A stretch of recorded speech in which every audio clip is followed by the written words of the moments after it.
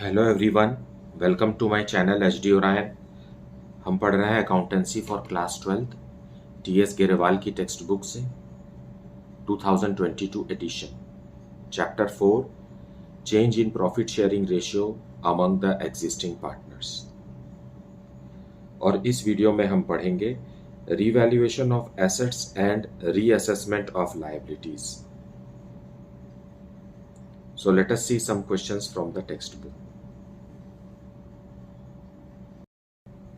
So to understand the concept of revaluation of assets and reassessment of liabilities, let us see question number 20. Ashish, Akash and Amit are partners sharing profits and losses equally.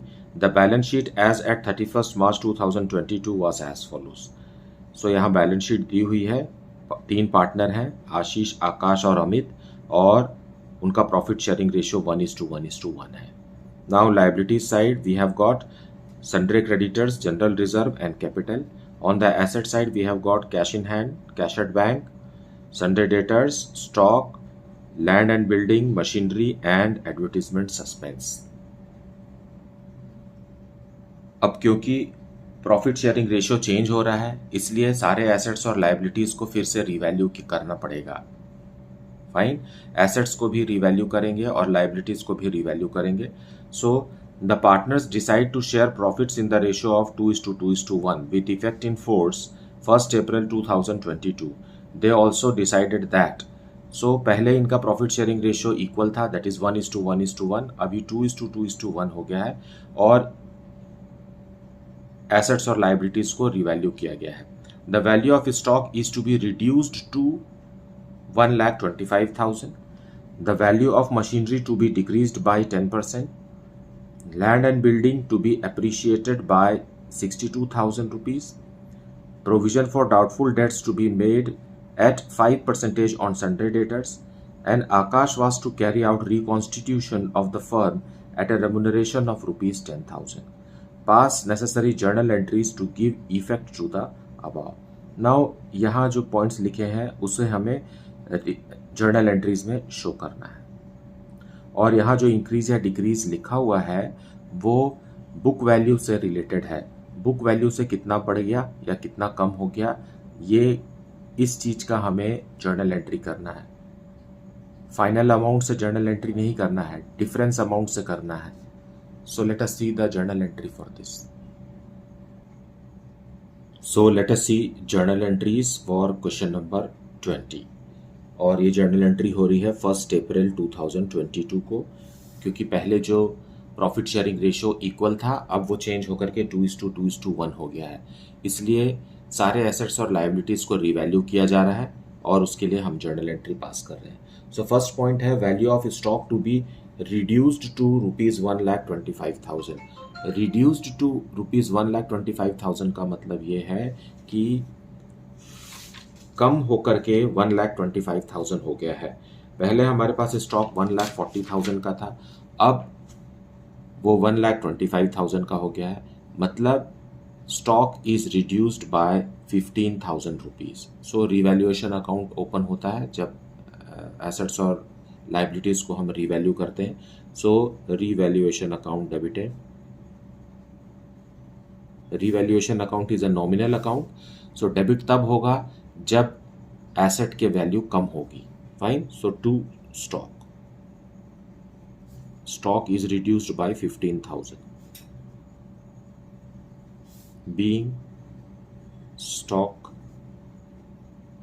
reduced. So revaluation of assets and liabilities में हमें preposition का खास ख्याल रखना है। अब यहाँ लिखा हुआ है रिड्यूस्ड टू रुपीज 1,25,000, मतलब 1,25,000 हो गया, that is the final amount. So हमें डिफरेंस अमाउंट लिखना है। 1,40,000 से वो कम होकर के 1,25,000 हो गया, सो जितने से कम हो गया वो हमें लिखना है। स्टॉक एक एसेट है, ये क्रेडिट होकर कम हो गया। रिवैल्यूएशन अकाउंट एक नॉमिनल अकाउंट है, तो ये डेबिट हो गया क्योंकि फर्म को लॉस हो रहा है। फाइन, अब सेकेंड पॉइंट में लिखा हुआ है the value of machinery to be decreased by 10%। यहाँ भी मशीनरी डिक्रीज हो रहा है, on the same date machinery is decreasing, so revaluation account asset है, ये कम हो रहा है एसेट कम हो रहा है इसलिए रिवैल्यूएशन अकाउंट डेबिट होगा to building, not building, machinery. Fine. So machinery की वैल्यू दी हुई है 2,50,000। सो 2,50,000 का 10% is 25,000। So being decrease in machinery.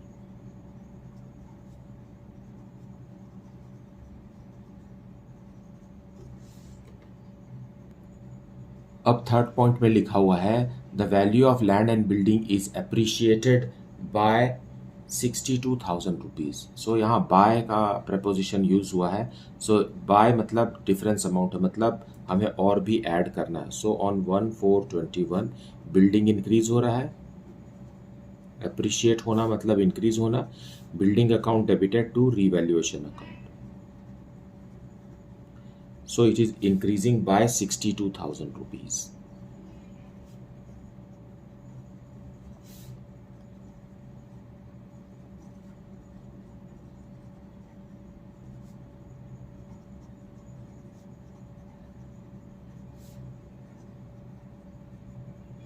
Being increase in the value of building. Now next point says provision for doubtful debts to be made at 5% on debtors. So on the same date, so revaluation account debited to provision for bad debts.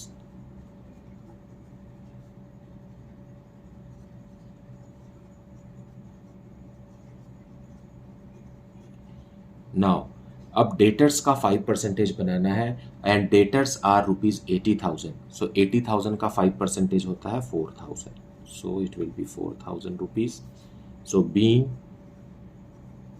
5% provision for bad and doubtful dates made on debtors.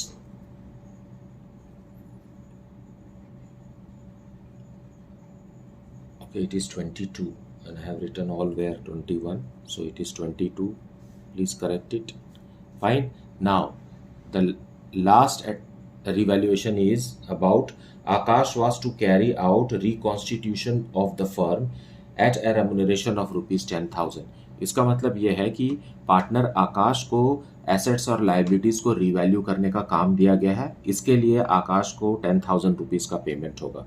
So it is also an expense, so revaluation account debited. Revaluation account debited to Akash capital account.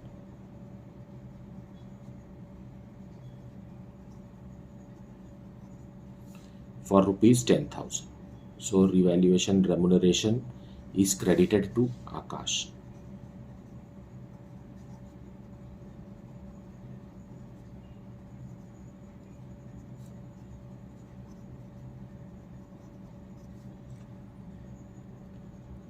सो बस इतना ही करना था।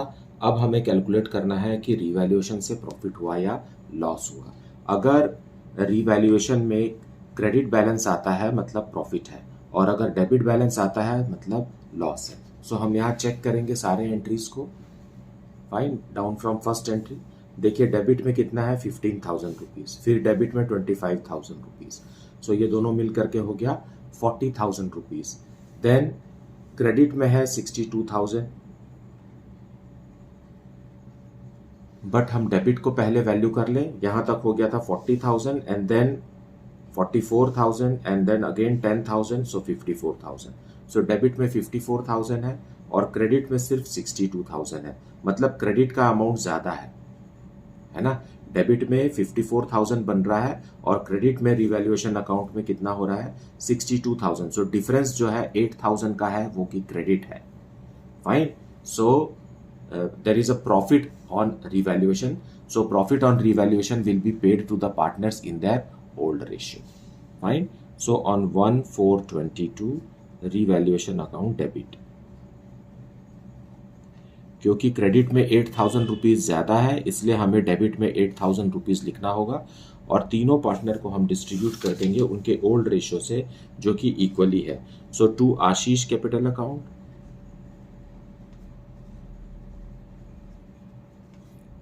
and to Akash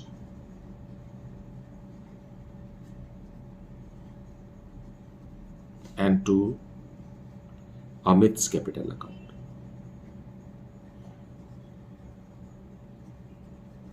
So ratio 1:1:1 है, so it is 2666, then again 2666 and 2667, fine, being profit on revaluation.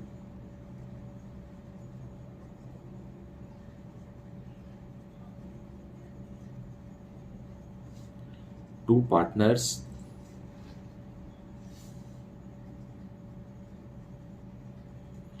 in old ratio, और old ratio है क्या, 1:1:1 है, fine.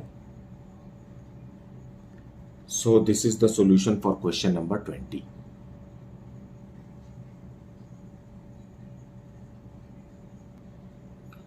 लेकिन हम जब बैलेंस शीट को देखते हैं तो वहां हमें दो एंट्री और दिखाई देती है. लाइबिलिटीज के साइड में देखिए जनरल रिजर्व है 90,000 रुपीज का. सो रिकॉन्स्टिट्यूशन ऑफ द फर्म के समय में जनरल रिजर्व को भी डिस्ट्रीब्यूट करना है पार्टनर्स को. सो जनरल रिजर्व को हम डेबिट करेंगे.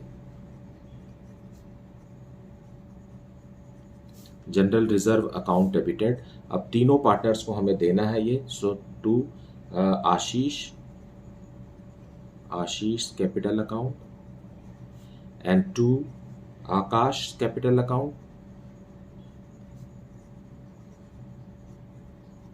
and to Amit's capital account.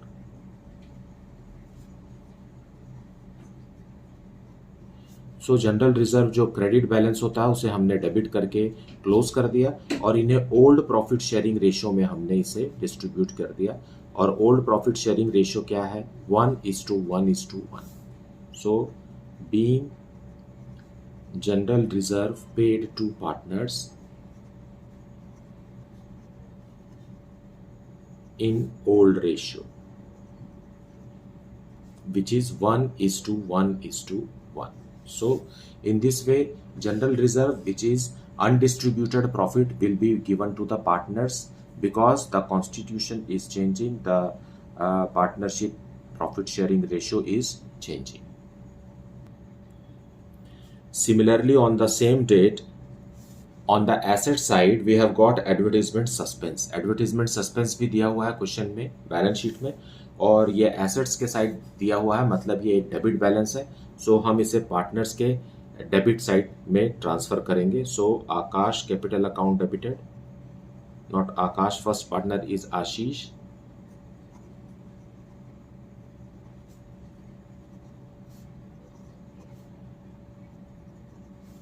Then Akash,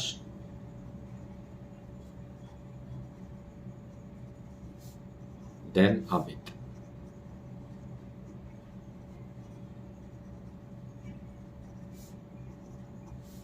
To advertisement suspense.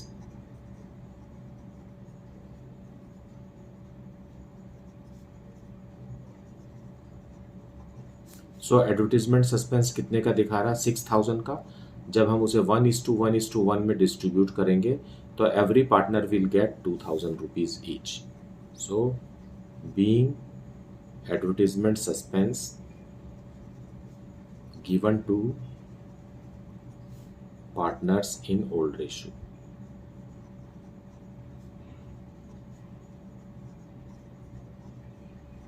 which is 1:1:1.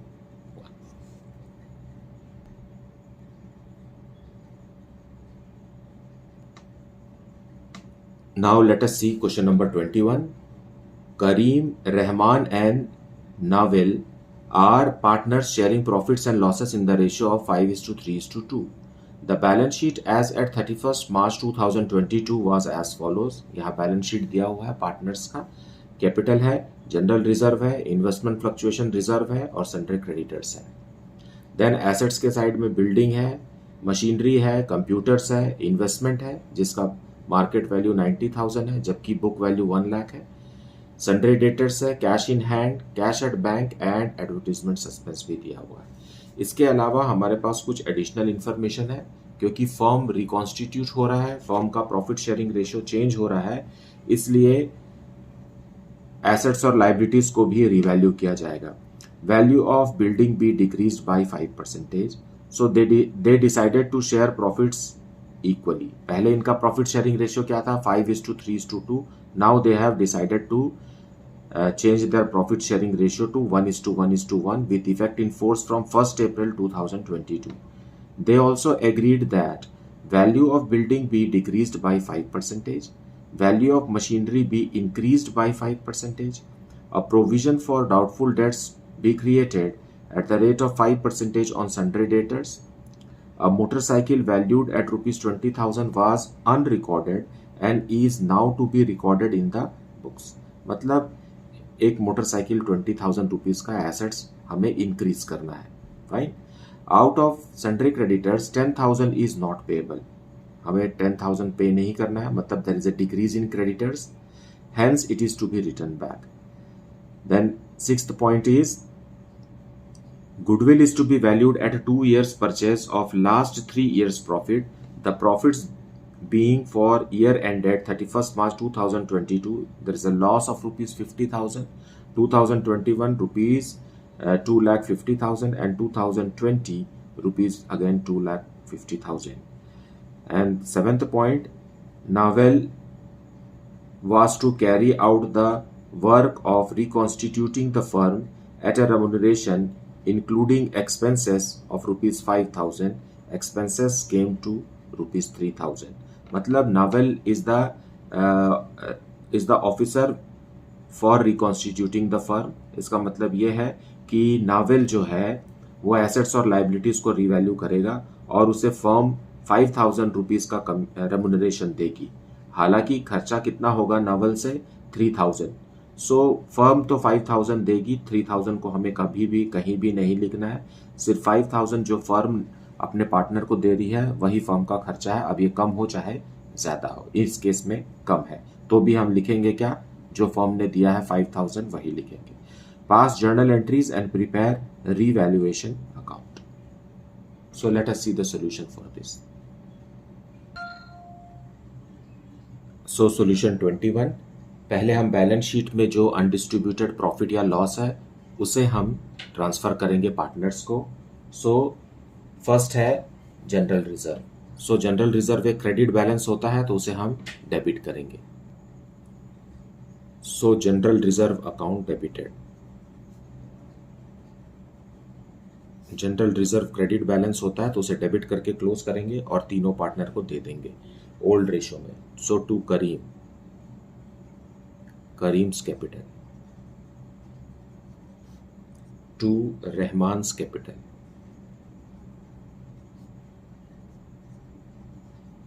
and lastly to third partner Naval.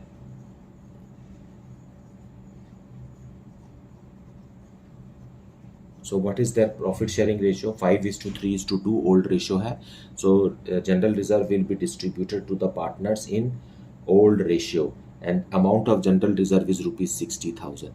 So 5:3:2 means Kareem will get rupees 30,000, then 18,000 for the second partner and 12,000 for the third partner. Being general reserve in old ratio. Old ratio में हमने partners को दे दिया. और old ratio क्या था? Never to pay them in new ratio, always in old ratio. Now, asset side जब हम देखते हैं तो हमें है एडवर्टीजमेंट सस्पेंस. सो हम तीनों पार्टनर को हम देंगे. So Karim's capital account debited, Rahman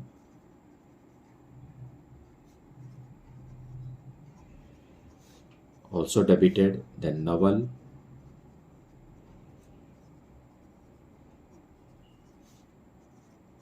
to advertisement suspense.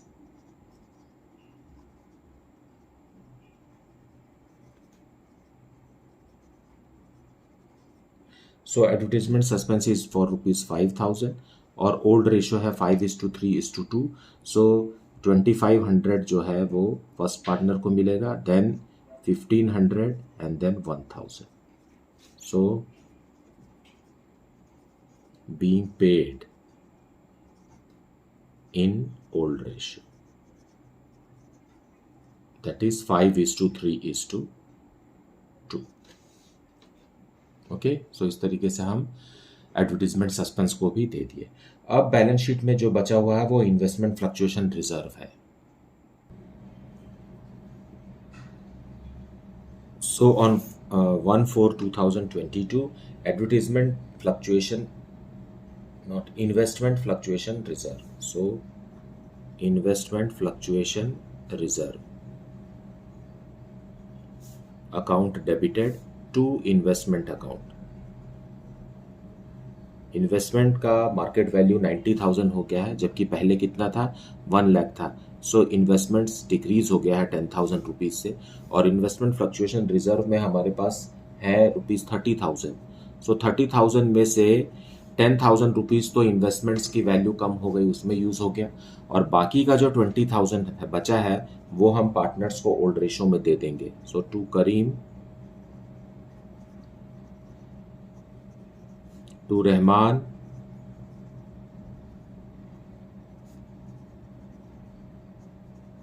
And to Naval, Naval's capital account, इन्हें हम ओल्ड रेशो में देंगे। सो 20,000 रुपीज को 5:3:2 में हम डिवाइड करेंगे। So it is 10,000 rupees for Kareem, 6,000 rupees and 4,000 rupees, being investment fluctuation reserve given in old ratio। अब यहां से हम रिवैल्यूएशन ऑफ एसेट्स और लायबिलिटीज देखेंगे। जैसा कि क्वेश्चन में लिखा हुआ है कि वैल्यू ऑफ मशीन और एक मोटरसाइकिल को हमें इंक्रीज करना है। So machine account will be debited, so there is an increase in the value of machine, so machine account is debited। 12,000 rupees से मशीन का वैल्यू बढ़ रहा है, फाइन। सेकेंड पॉइंट में लिखा हुआ है, देन मोटरसाइकिल आ रहा है। मोटरसाइकिल के बारे में फोर्थ पॉइंट में लिखा हुआ है कि 20,000 रुपीज का मोटरसाइकिल अब हमें बुक्स में लिखना है। So that is an increase in the assets, fine. और इसको हम रिवैल्यूएशन अकाउंट के क्रेडिट में लिख रहे हैं। Revaluation 32,000 rupees, being increase in the value of assets.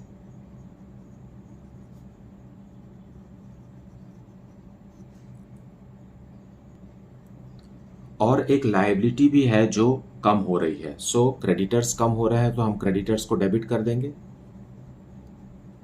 Creditors कम हो रही है 10,000 रुपीज से, so creditors account debited to revaluation account, only that much, fine. Being decrease in creditors.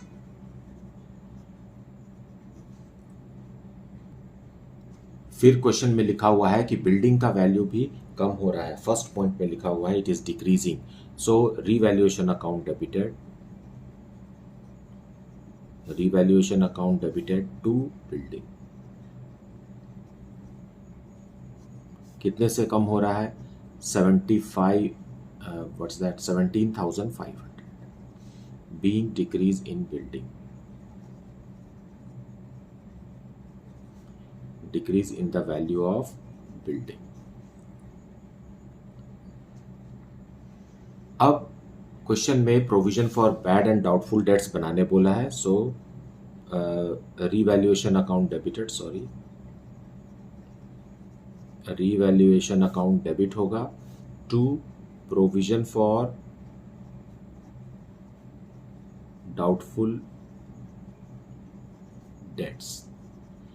Provision for doubtful debts is 5% of debtors. Debtors है 50,000 rupees का, 5% होगा 2,500 rupees, और साथ में नवल को हमें कमीशन भी देना है, सो बिकॉज रेमुनरेशन भी देना है, फाइन। सो नवल्स कैपिटल अकाउंट, नवल को देना है 5,000 रुपीज़। इस तरीके से 7,500 रुपीज़ का लाइबिलिटीज़ इंक्रीज हो रहा है, being increase in liabilities.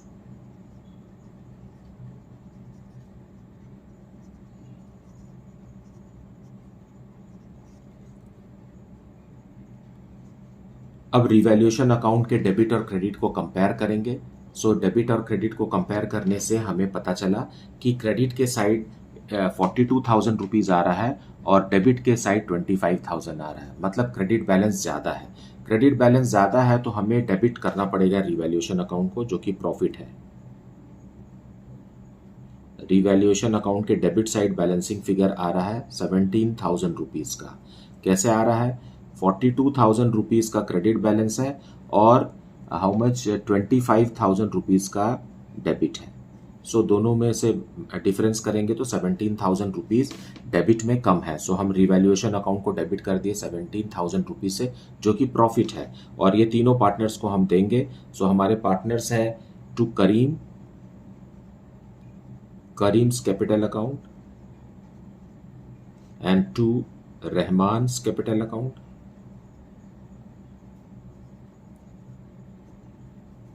and lastly to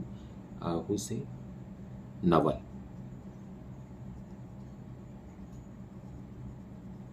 capital account, in which ratio? Old ratio, that is 5:3:2. So 17,000 को जब हम बांटेंगे तो फर्स्ट पार्टनर को मिलेगा 8,500, सेकेंड पार्टनर को मिलेगा 5,100 और थर्ड पार्टनर को मिलेगा 3,400, being profit on revaluation.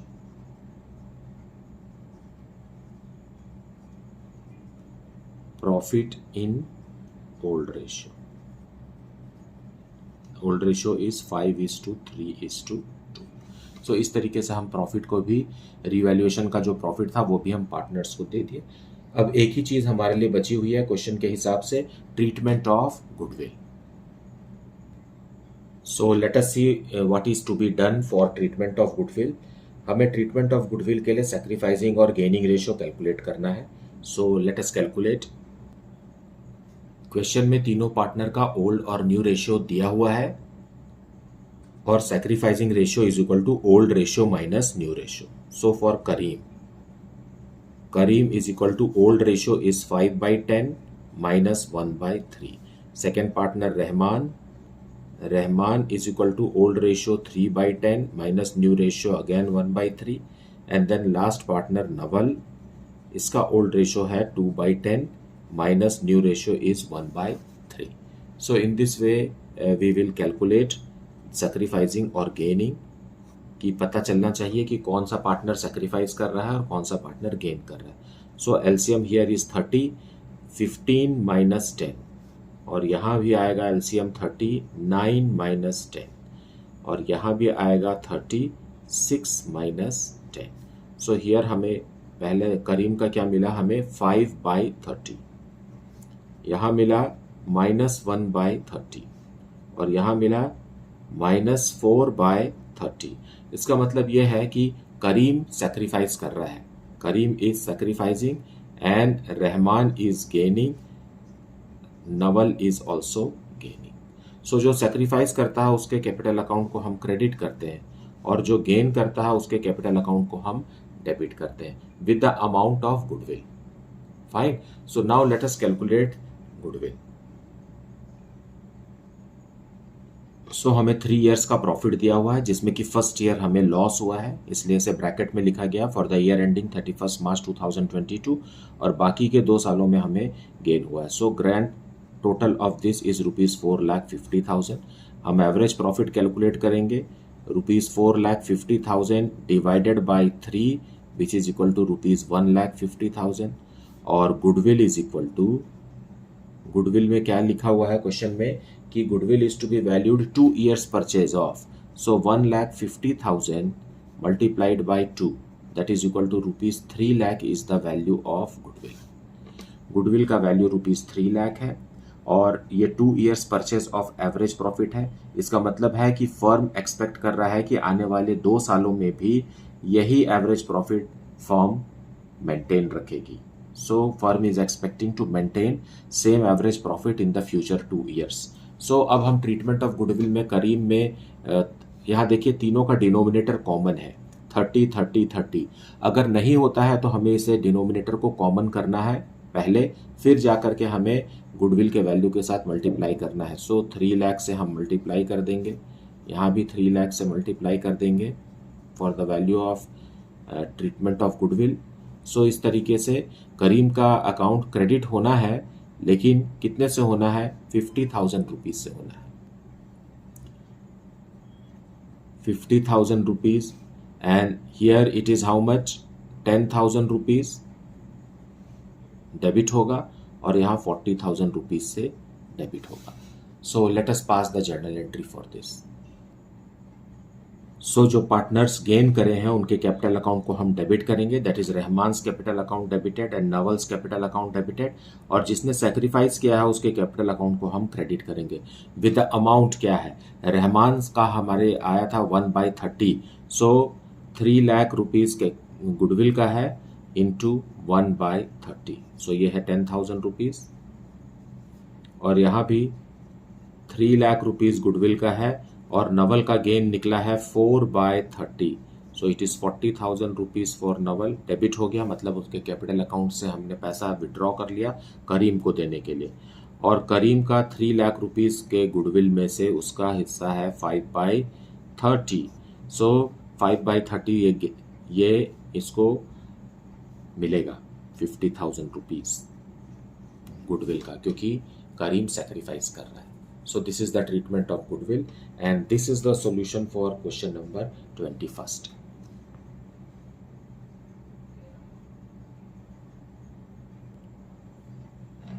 Now let us see question number 22.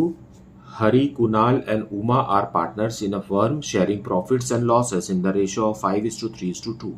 From 1st April 2018, they decided to share future profits and losses in the ratio of 2:5:3. अब क्योंकि यहाँ प्रॉफिट शेयरिंग रेशियो चेंज हो गया है, इसलिए condition बनता है कि हम गुडविल को भी रीवैल्यू करें और साथ में एसेट्स और लाइबिलिटीज का भी रीवैल्यूएशन किया जाए। Their balance sheet showed a balance of ₹75,000 in the profit and loss account and balance of ₹15,000 in investment fluctuation fund. For this purpose, it was agreed that the goodwill of the firm was valued at ₹3 lakh. The investments having book value of ₹50,000 were valued at ₹35,000, and stock having a book value of ₹50,000 be depreciated by 10%. मतलब goodwill का value दिया हुआ है, investment का value कम हो गया है और इन्वेस्टमेंट फ्लक्चुएशन फंड से हम इसे लेंगे अगर है तो, देन स्टॉक का वैल्यू भी कम हो रहा है। Pass the necessary journal entries for the above in the books of the firm. So यहाँ क्वेश्चन में देखिए कि प्रॉफिट एंड लॉस अकाउंट का बैलेंस दिया है 75,000, लेकिन यहाँ लिखा हुआ नहीं है कि ये डेबिट बैलेंस है कि क्रेडिट बैलेंस है। इसका मतलब है कि ये प्रॉफिट है और ये क्रेडिट बैलेंस है। अगर ये लॉस होता तो क्वेश्चन उसे बताता कि ये लॉस है या डेबिट बैलेंस है। अगर कुछ नहीं कह रहा है क्वेश्चन में, इसका मतलब है कि ये एक प्रॉफिट है और ये एक क्रेडिट बैलेंस है। So let us see the solution for this. क्योंकि क्वेश्चन में हमें ट्रीटमेंट ऑफ गुडविल करना है और ट्रीटमेंट ऑफ गुडविल हमेशा सैक्रिफाइसिंग या गेनिंग रेशियो में होता है। So let us calculate sacrificing और gaining ratio for Hari, Kunal and Uma. So sacrificing ratio is equal to old ratio minus new ratio. So for Hari is equal to 5/10 minus 2/10. Then Kunal is equal to old ratio 3/10 minus 5/10. And last partner Uma is equal to 2/10 minus 3/10. Now LCM तो तीनों का 10 आने वाला है, 10, and in the numerator we get 5 minus 2, that is equal to 3/10. Here also 10, then 3 minus 5, that is equal to minus 2/10. Then LCM is 10, 2 minus 3, that is equal to minus 1/10.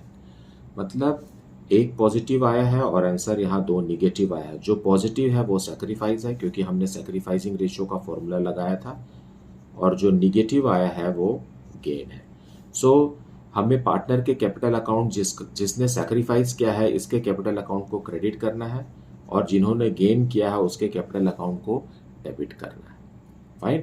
और amount of goodwill भी हमें calculate नहीं करना है, question में 3 lakh rupees दिया हुआ है। So let us see the journal entries. So treatment of goodwill में जिन्होंने गेन किया है उसके कैपिटल अकाउंट को डेबिट करेंगे, जिन्होंने सैक्रिफाइस किया उसके कैपिटल अकाउंट को क्रेडिट करेंगे। गुडविल का अमाउंट क्वेश्चन में दिया हुआ है 3 lakh. 3 lakh into gaining ratio क्या है इनका 2/10, so it will be 60,000 rupees. Kunal का कैपिटल अकाउंट डेबिट हो गया। फिर 3 लाख से गेनिंग रेशियो को मल्टीप्लाई करेंगे उमा के लिए 1/10 है जो कि, सो 30,000 रुपीज़ अगैन। फिर हरी का 3 लाख जो कि गुडविल का वैल्यू है into 3/10, so it is 90,000 credit being treatment of goodwill.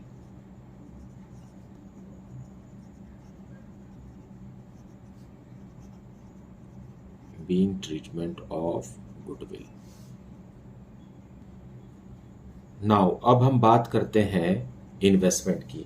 Investment जिसका बुक वैल्यू 50,000 है और उसका वैल्यू अब 35,000 हो गया है, मतलब 15,000 रुपीज़ कम हो गया है। और हमारे पास इन्वेस्टमेंट फ्लक्चुएशन फंड भी है जिसमें 15,000 रुपीज़ है। So we will use this fund for compensating the decrease in the value of investments. So investment fluctuation fund account debited, क्योंकि कोई भी फंड क्रेडिट बैलेंस ही होता है, ये एक लाइबिलिटी होती है, इसे हम क्लोज कर रहे हैं मतलब इसे डेबिट करेंगे टू इन्वेस्टमेंट। इन्वेस्टमेंट का वैल्यू डिक्रीज हो रहा है 15,000 रुपीज से और फंड में भी 15,000 है। So this fund will be entirely used for compensating the loss on investment being decrease in the value of investment. Now, next item we will see is profit to be distributed to partners. So, on 1/4/18, profit and loss account को हम distribute करेंगे। Profit and loss account में कितना है 75,000 rupees है। 75,000 rupees को हम तीनों पार्टनर्स को देंगे। So, partners are Hari's capital account, then to Kunal's capital account,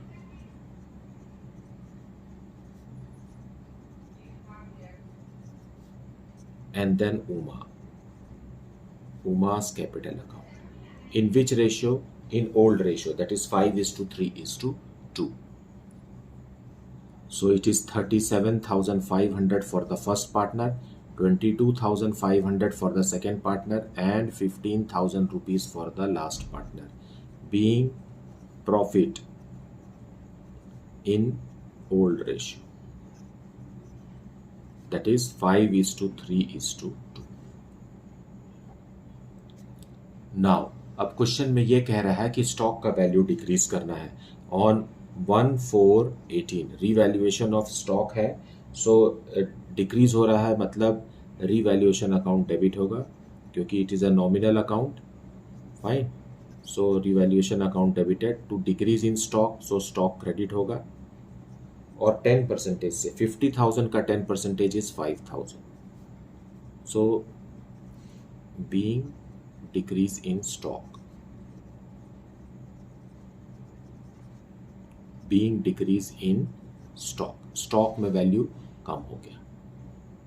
और किसी भी एसेट्स या लाइबिलिटीज के बारे में जानकारी नहीं दिया हुआ है, मतलब ये एक लॉस ऑन रिवैल्यूएशन है क्योंकि revaluation account debit balance show कर रहा है। So it's a loss, so we will transfer this loss to partners capital account. So Hari's capital account debited, capital account के डेबिट में ट्रांसफर होता है loss, and Kunal's capital account also debited, Uma also, Uma's capital account also debited to revaluation account. Revaluation account देखिए एक बार debit हुआ है और दूसरी बार क्रेडिट होकर ये क्लोज हो जाएगा। और इसे भी हम ओल्ड रेशियो में दैट इज 5:3:2 में डिस्ट्रीब्यूट करेंगे. So 2500 will go to the first partner, 1500 will go to the second partner and 1000 will go to the third partner, being loss on revaluation.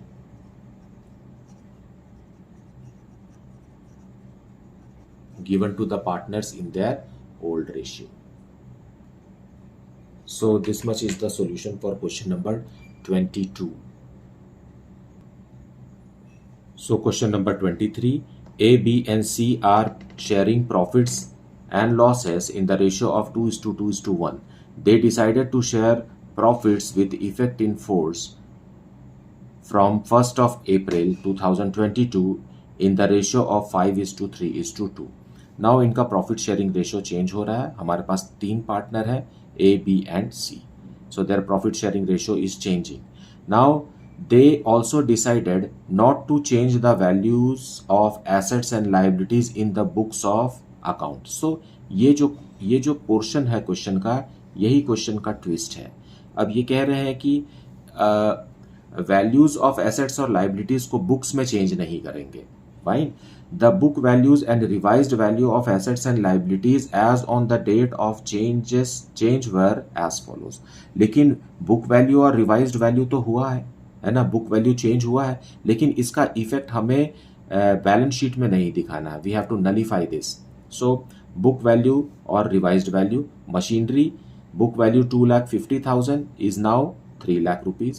Computer 2 lakh is now rupees 1,75,000. Sundry creditors 90,000 is now 75,000. Outstanding expenses 15,000 is now 25,000. Pass and adjustment entry. देखिए यहाँ लिखा है एक ही entry हमें पास करना है. Fine. So one adjusting entry we have to pass. Taking all these things into consideration. और कुछ ऐसी एंट्री पास करना है जिससे कि बैलेंस शीट में रिवाइज्ड वैल्यू को ना लिख करके हम सिर्फ बुक वैल्यू को ही लिखें. So for solution 23, let us see कि फर्म को रिवैल्यूएशन ऑफ एसेट्स और लाइबिलिटीज से गेन हो रहा है या लॉस हो रहा है. सो मशीन की बुक वैल्यू है रुपीज 2,50,000 और अब वो बढ़कर हो गई है revised value is 3 lakh. Means gain हो रहा है ना. 50,000 रुपीज़ का फर्म को फ़ायदा हो रहा है. उसी तरीके से कंप्यूटर्स पहले था रुपीज़ 2 लाख का, अब रिवाइज्ड वैल्यू है रुपीज़ 1,75,000 का. So there is a loss of rupees 25,000. So loss को मैं ब्रैकेट में लिख रहा हूँ. ओके. देन सन्ड्री क्रेडिटर्स जो पहले 90,000 के थे, अब सन्ड्री क्रेडिटर्स एक लाइबिलिटी है, पहले 90,000 के थे, अब 75,000 के हैं. मतलब लाइबिलिटी कम हो गई है 15,000 रुपीज़ से. तो ये फर्म के लिए गेन है, 15,000 गेन है, इसलिए हम इसे बिना ब्रैकेट के लिखेंगे. एंड लास्टली आउटस्टैंडिंग एक्सपेंसेस जो पहले 15,000 का था, अब बढ़ करके रुपीज़ 25,000 का हो गया. इसका मतलब 10,000 रुपीज़ का लाइबिलिटी और बढ़ गई, तो फर्म के लिए ये लॉस है. Fine. As a result effect क्या हुआ, 30,000 रुपीज़ का फर्म को गेन हुआ है रिवैल्यूएशन ऑफ एसेट्स और लाइबिलिटीज़ में. अब इस 30,000 को हमें पार्टनर्स को देना है, लेकिन रिवाइज्ड वैल्यू को बैलेंस शीट में, न्यू बैलेंस शीट में नहीं लिखना है. इसके लिए हम क्या करेंगे, सैक्रिफाइसिंग और गेनिंग रेशियो कैलकुलेट करेंगे. पार्टनर ABC का हमें ओल्ड रेशियो और न्यू रेशियो दिया हुआ है, और sacrificing ratio is equal to old ratio minus new ratio. So for partner A, old ratio is 2/5 minus new ratio is 5/10. उसी तरीके से पार्टनर B के लिए old ratio is again 2/5 minus 3/10. और पार्टनर C के लिए old ratio is 1/5 minus 2/10. जब हम इसे सॉल्व करते हैं तो पाते हैं LCM is 10 और न्यूमरेटर में आ जाएगा 4 - 5 that is equal to -1/10. B के लिए भी एलसीएम 10 है और न्यूमरेटर में आएगा 4 - 3 दैट इज इक्वल टू 1/10. और सी के लिए भी डिनोमिनेटर 10 है. सो ए का रिजल्ट निगेटिव आया है, मतलब ए इज गेनिंग, गेन कर रहा है, मतलब इसके कैपिटल अकाउंट को हमें डेबिट करना है. और बी जो है बी का पॉजिटिव आया है, मतलब बी इज सेक्रीफाइसिंग, इसलिए इसके कैपिटल अकाउंट को हमें क्रेडिट करना है। और गेन और सेक्रीफाइस हमेशा इक्वल होता है। So journal entry A's capital account debited to B's capital account.